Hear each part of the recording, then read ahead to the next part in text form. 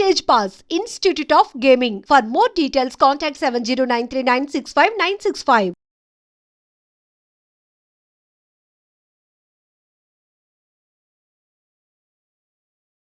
బాలచంద్ర గారి దగ్గర నేర్చుకుంది కెమెరాని మర్చిపో.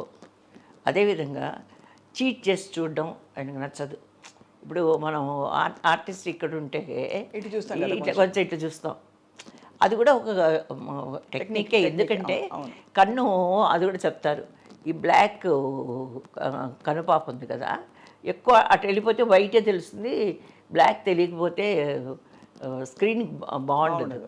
అందుకని ఇక్కడ చూడమంటారు, ఆ బ్లాక్ ప్యూపా తెలియడానికి వస్తారు. కానీ బాలచంద్ర గారు ఇక్కడి నుంచి ఇట్లా చూడమని చెప్పరు, ఫుల్గానే ఇట్లా చూడమని చెప్తారు. ఇవన్నీ నేర్చుకున్నారు మీరు? అవన్నీ అప్పుడు నాకు ఇంట్రెస్ట్ కలిగింది డైరెక్షన్ మీద ఆ వయసులో. ఎందుకంటే ఆయన చూపించే పద్ధతుల తర్వాత ఇంకొకటి, ఆయన యాక్ట్ చేసి చూపిస్తే మనకు అసలు ఇక్కడ ఏం ఉండదు, ఉన్న ఇంట్రెస్ట్ కూడా పోతుంది. ఎందుకంటే అంత బాగా చేస్తారు ఆయన. స్టేజ్ ఆర్టిస్టు, స్టేజ్ నుంచి వచ్చిన వాళ్ళు నాటకాలు రాసి ఆ తర్వాత డైరెక్ట్ చేసి వచ్చిన వాళ్ళు. ఆయన చేస్తే ఇంకా ఏం లేదు, అలా చల్లబడిపోతాం.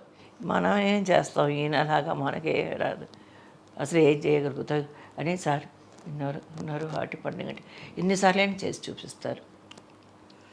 మీరు చెప్తుంటేనే కళ్ళకు కట్టినట్టు కనిపిస్తోంది బాలచంద్ర గారి సినిమాలు.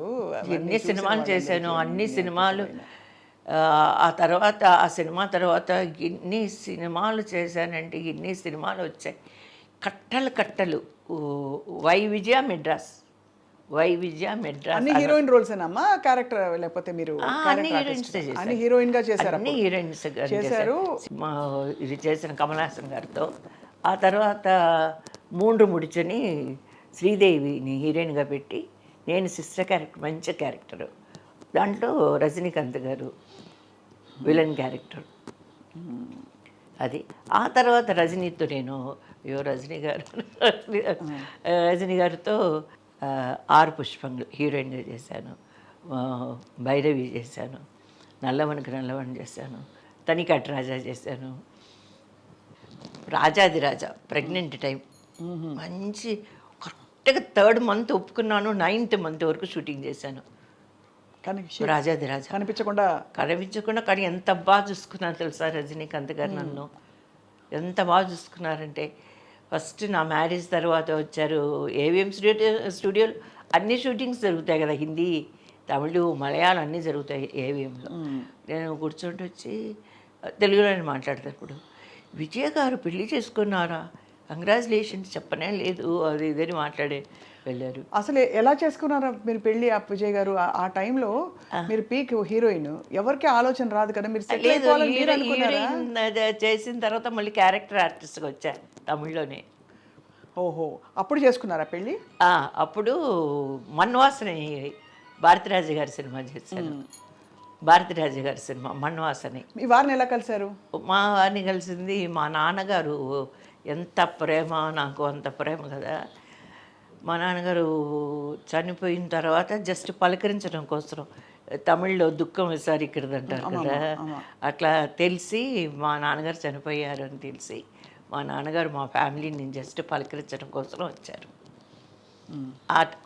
అది మా నాన్నగారు చనిపోవడం, మా ఆయన పరిచయం అవ్వడం, అలా జరిగింది. కోఇన్సిడెన్స్గా జరిగింది. వారే అడిగారా, మీరు అడిగారా? పెద్దవాళ్ళు చూసారా మీ పెళ్ళి? పెద్దవాళ్ళు లేదు, అప్పటికి బాగా పీక్లో ఉన్నాను కదా, పెళ్ళి ప్రస్తావన రాలేదు. 80లో పరిచయం అయింది. 84లో నేను అడిగాను. అందరికీ మామూలు పరిచయం, మా ఊరికి రావడం పోవడం, మా ఫ్యామిలీతో. ఎప్పుడైనా ఆయన చెన్నైకి వస్తే, కడపలో ఆయన ప్రిన్సిపల్గా పనిచేశారు, కరస్పాండెంట్గా, ప్రిన్సిపల్ అండ్ కరస్పాండెంట్గా పనిచేశారు. నేను ఎప్పుడైనా కడపకి వెళ్తే మా ఇంటికి వచ్చి పలకరించేవాళ్ళు. ఆయన చెన్నైకి వస్తే మా ఇంటికి వచ్చి పలకరించేవాళ్ళు. అంతే, అంతకు మించింది ఏది. ఇది మెచ్యూర్డ్ లవ్ అనుకోవాలి, కానీ ఇప్పట్లాంటి లవ్ కాదు. ఫోన్స్ లేవు, ఏమీ లేదు, బయటికి వెళ్ళడం లేదు. నేను అనుకునేది మామూలుగా స్టూడెంట్స్గా చదువుకునే పిల్లలైతే బయటికి వెళ్ళి కలవచ్చు కదా. మేము ఆర్టిస్ట్ ఇంతకీ ఆర్టిస్ట్గా ఉంటూ ఆర్టిస్ట్ అటు తిరుగుతారు ఇటు తిరుగుతారు అని అంటారు, ఫ్రీడమ్ ఉంటుందంటారు. ఏం ఫ్రీడమ్ ఉంది? అలా అనుకుంటే ఆర్టిస్ట్కి ఫ్రీడమే లేదు. ఎలా ఉంటుంది? పక్కన మా అమ్మ ఉంది, రాస్తారు. పక్కన కాదు మా మదర్ ఉన్నారు. ఎక్కడికి వెళ్ళినా నేను నేను ఒంటరిగా వెళ్ళాను కదా. ఎక్కడికి వెళ్ళినా మా మదర్ ఉండాలి నాకు తోడు. అలాంటిది నన్ను ఒంటరిగా పంపించండి ఎలా, ఎందుకు నేను పంపిస్తుంది మా మదర్. ఇండస్ట్రీలో అప్పుడు ఎవరు మిమ్మల్ని, మీరు అంత అందగత్తే, టాప్ హీరోయిన్, అన్ని భాషల్లో అందరినీ కలుస్తున్నారు, ప్రొడ్యూసర్లు, డైరెక్టర్లు, టెక్నీషియన్స్, హీరోస్ ఇంతమంది ఉంటారు కదా, ఎవరు విజయ్ గారిని ఇష్టపడి మిమ్మల్ని పెళ్లి చేసుకుంటామని కానీ లేదు మన ఇద్దరం కలిసి ఓ జీవితాన్ని ప్రయాణిద్దామని అనలేదమ్మా? ఇదే క్వశ్చన్ ఇంతవరకు అందరూ అడుగుతూనే ఉన్నారు. అంటే ప్రతి ఒక్కరు హీరోస్ కూడా అడుగుతున్నారు. ఈ మధ్య కాలంలో యాక్ట్ చేస్తుంటే హీరోస్ కూడా అడుగుతారు చాలామంది, ఎవరు మిమ్మల్ని ప్రపోజ్ చేయలేదని. అది ఏంటో మరి ఎవరు అడగలేదు నన్ను. సో మీకు మీ వారు రాసి పెట్టున్నారు అలాగే? నా ఫస్ట్ పాయింట్ అక్కడి నుంచైనా రావాలి, లేదా నా దగ్గర నుంచైనా వెళ్ళాలి. ఇష్టం అనేది నాకు ఎవ్వరు నచ్చలేదు. ఇది ఇది ఇది పాయింట్, ఇది ఇక్కడ అర్థమైపోయింది మొత్తం. మీకు ఎవరు నచ్చలేదు? నాకు అస్సలు ఎవరు నచ్చలేదు. నాకు అంటే ఎవరు నాకు అట్రాక్ట్ అవ్వలేదు. First point. ధర్మేంద్ర గారు సెట్లు చూసినప్పుడు వాళ్ళు కూడా హిందీ సినిమాలు చేస్తానని అడిగారు. జితేంద్ర గారు అడిగారు. లేదు అంటే నేనే అర్థం చేసుకునేదాన్ని, వీళ్ళంతా బాంబే వాళ్ళు, వీళ్ళు మనకు సూట్ అవ్వరు అని నేనే డిసైడ్ అయిపోయేదాన్ని. అంటే వర్కింగ్ కాదు, ఏదైనా నాకు ఇష్టం లేదు అనేది అర్థమైపోయేది. నేనుగా అర్థం చేసుకునేదాన్ని. సో మీరు గీత గీసేసి చెప్పేశారు, ఓహో ఇది కరెక్ట్గా అనిపించట్లేదు నాకు అని మీకు వైబ్ వచ్చేది బాంబే వాళ్ళు. ఒకసారి మటుకు మా మదర్ మా నాన్నగారితో చెప్పారంట, తర్వాత తెలిసింది. సినిమాలు వస్తున్నాయి ఓకే, ఇదంతా మనం ఆ అమ్మాయి అందంగా ఉంది, లడ్డులాగుంది, ఓహో అని వచ్చేస్తుందా అని ఫీల్డ్ కాదు ఇది, సంథింగ్ కూడా ఉన్నాయి ఇక్కడ అన్నట్టుగా మా అమ్మగారు మా నాన్నగారితో నా చిన్నప్పుడు ఎప్పుడో చెప్పినట్టు తర్వాత మా అమ్మగారు చెప్పారు. ఇక్కడ ఇతరత్ర విషయాలు వ్యవహారాలు ఉంటాయి, జాగ్రత్తగా ఉండాలి అన్నట్టు చెప్పినట్టు. మా అమ్మాయి అలాంటిది కాదు, మేము అలాంటి వాళ్ళం కాదు అన్నట్టుగానే మా మదరు క్లియర్ కట్గా ముందే అందరికీ చెప్పి పెట్టేశారు. చెప్పి పెట్టడం కాదు, మన ఆటోమేటిక్గా తెలిసిపోయింది. అదే అంటే మీ యాటిట్యూడ్ని బట్టి తెలిసిపోయింది. యాటిట్యూడ్ అదే మన చెప్తున్నాయి. కానీ జితేంద్ర గారు, ధర్మేంద్ర గారు మిమ్మల్ని అంటే అడిగినప్పుడు హిందీ ఇండస్ట్రీకి మీకు సేఫ్గా అనిపించలేదా ఆ టైంలో? ఏదో సరిగ్గా వాళ్ళు అప్పట్లోనే షామ్కో డిన్నర్కు మిల్లింగే అనేవాళ్ళు. ఏందో ఏంటి డిన్నర్కు కలుస్తామంటే ఎందుకు మనం వెళ్ళి వాళ్ళతో కలిసి భోజనం చేయాలి, ఎందుకని పిలుస్తున్నారు? మనం వాళ్ళతో యాక్ట్ చేయడం లేదు కదా, మనం బుక్ చేయలేదు కదా మనల్ని ఒక హీరోయిన్గా వాళ్ళతో. అలా అనిపించేది. అందుకని మా మదర్ నో అని చెప్పేసేది. అలా ఎవరిని అడిగినా కూడా అది అడిగేది బాంబే వాళ్ళే. నేను అదే ఊహించుకుంటాను, వాళ్ళు ఎలా అనేస్తారు డిన్నర్కు మిల్లింగే అనేసి ఊహించుకుంటున్నాను. అప్పటికి వాళ్ళకి పెళ్ళిళ్ళు అయ్యి భార్యలు. కానీ తెలుగులో తమిళ్లో ఎప్పుడు ఈ రోజు వరకు నేను అబద్ధం చెప్పడం ఎవ్వరు అలాగా. తమిళ్ అయితే ఒకటమ్మా ఏంటంటే అందరూ అప్పుడే అప్కమింగ్, వాళ్ళంతా వాళ్ళు రావాలి. ఇప్పుడు కమల్ హాసన్ గారు అప్పుడు అప్కమింగ్, రజనీకాంత్ గారు అప్కమింగ్, ఇంకా ఉన్న వాళ్ళు ఎవరు? జై సార్ వచ్చి మంచి, జయశంకర్ గారు మంచి ఆర్టిస్టు, పెద్ద హీరో. ఆ తర్వాత ఇంకా ఎంజీఆర్ గారు, శివాజీ గారు వాళ్ళు ఎక్కడో ఉన్నారు, పైన ఎక్కడో మన తండ్రి గారి స్థానంలో ఉన్నారు, లెజెండ్ స్థానంలో ఉన్నారు. కాబట్టి ఎవరికి ఇలాంటి ఆలోచనలు లేవు, ముఖ్యంగా లేవు. ఎందుకంటే ఎవరికి వాళ్ళు మనం పైకి రావాలని ఈ ప్రయత్నంలో ఉండగా వాళ్ళకి ఎక్కడ ఉంటుంది? అప్పుడు ఇవన్నీ లేవమ్మా. ఏదో ఒకవేళ ఉన్నా కూడా ఏదైనా వాళ్ళకు హీరోయిన్స్ ఏదైనా కలిసి చేసేటప్పుడు వాళ్ళకి ఏదైనా ఇష్టాలు కలిగి వాళ్ళు ఏమన్నా అఫేర్లో ఉండేవాళ్ళేమో, కానీ నాకు తెలిసి అది కరెక్ట్ కాదు. లేదు, ఇప్పుడు అందరూ అడుగుతున్నారు, ఇప్పుడు ఈ జనరేషన్ అంటే అన్నీ తెలిసే వస్తున్నారు, ఇప్పుడు అన్నీ తెలుసుకునే వస్తున్నారు, తెలుసుకున్నాం. కాబట్టి ఏముంది. కానీ అసలు తట్టుకుని నిలబడడం అన్నది అంటే, ఎందుకంటే ఇది ఒక ఫీల్డ్ అనే కాదు, అంటే పురుషులు ఇప్పుడు ఎన్నో రకాల మీటూ క్యాంపెయిన్లని అవి ఇవి మిమ్మల్ని ఎవరైనా వేధించారా, బయటకు వచ్చి ఇప్పుడు మాట్లాడండి అని ఇప్పుడు కొత్తగా లేడీకి ఫెమినిజం క్యాంపెయిన్లు వస్తున్నాయి. కానీ అప్పటి టైంలో మన పరిధిలో మనం ఉంటూ ఇలాంటి ఒక ఇండస్ట్రీలో అంటే ఫిజికల్ ప్రాక్సిమిటీ బాగా ఉంటుంది. డాన్స్లో డ్యూయట్ పాడాలంటే మీరు ఇలా ఇలా అందంగా డాన్స్ చేయాలి. అవన్నీ తట్టుకుంటూ మీ పరిధిలో మీరు ఉండడం చాలా, ఈ డ్యాన్స్ చేయాలి, ఏం చేయాలన్నా కూడా మాకు సవాలక్ష ఆలోచనలు బ్రెయిన్లో తిరుగుతుంటాయి. మూమెంట్ కరెక్ట్గా చేయాలి, లిప్ మూమెంట్ కరెక్ట్గా ఉండాలి, పొజిషన్ కరెక్ట్గా ఉండాలి, మూమెంట్ కరెక్ట్గా ఉండాలి. ఇన్ని ఉన్నప్పుడు ఎక్కడ లవ్.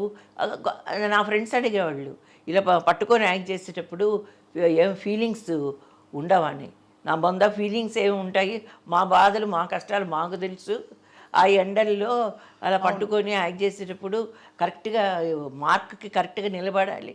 నిలబడకపోతే cameraman focus రాలేదంటాడు. ఆ తర్వాత మాస్టర్ గారు ఏమో 1 2 అని చెప్పి వాడు చెప్తున్నప్పుడే గుండె దడదడ కొట్టుకుంటుంటుంది. మూమెంట్ కరెక్ట్గా చేస్తామా లేదా, లిప్ మూమెంట్ కరెక్ట్గా ఇస్తామా లేదా, ఇలా ఇన్ని ఆలోచనలతో ఏముంటుంది, ఏమీ ఉండదు. అది చూసేటప్పుడు ఇప్పుడు నేను యాజ్ ఏ ఆర్టిస్టు నేను కూడా ఎన్నోసార్లు స్క్రీన్ మీద చూసేటప్పుడు మనోజ్ కుమార్ గారి సినిమాలు, హిందీ సినిమాలు చూసేటప్పుడు ఆయన హీరోయిన్ని టచ్ చేయకుండానే ఆయన సినిమాలన్నీ చూడండి మీరు, టచ్ చేయకుండానే యాక్ట్ చేస్తాడు. పర్సనల్గా నాకే చాలామందికి అనిపించేది, ఎప్పుడు టచ్ చేస్తాడా, హీరోయిన్ని టచ్ చేస్తే బాగుంటుంది, ఈ పొజిషన్లో టచ్ చేస్తే బాగుంటుంది అన్నట్టు ఉండేదే కానీ ఏ రోజు టచ్ చేసేవాడే కాదు. అవును, చాలా అంటే వీళ్ళందరూ లెజెండ్స్ అమ్మా. నిజంగా మీరు చెప్తున్నట్టు వీళ్ళందరినీ మీరు అబ్జర్వ్ చేసి, కొంతమందిని అబ్జర్వ్ చేసి, కొన్ని తెలుసుకుని, కొన్ని నేర్చుకుని, కొన్ని ఎక్స్పీరియన్స్ చేసి అసలు ఎంత గొప్పగా మీ జీవితాన్ని తీసుకొచ్చారు. బ్యూటిఫుల్. నేను మాటల్లోనే కనుక్కునేదాన్ని, చిన్నప్పుడే మాటలను బట్టే కనుక్కునేదాన్ని వీళ్ళేంటి అసలు, వీళ్ళేంటని. ఓపెన్గా మాట్లాడుతున్నారా, వేరే ఏదైనా ఉద్దేశంతో మాట్లాడుతున్నారు అని. కానీ ఎప్పుడూ నేను మీరు అన్నట్టు దేవుడు నాకు ఏదో ఒక పవర్ నా దగ్గర ఇచ్చేవాడేమో. నా అంతకు నా పని నేను అంతే. ఇంకొక థాట్ లేదు నాకు, అసలు లేదు. ముఖ్యంగా చెప్పాలంటే లేదు, నాకు లేదు.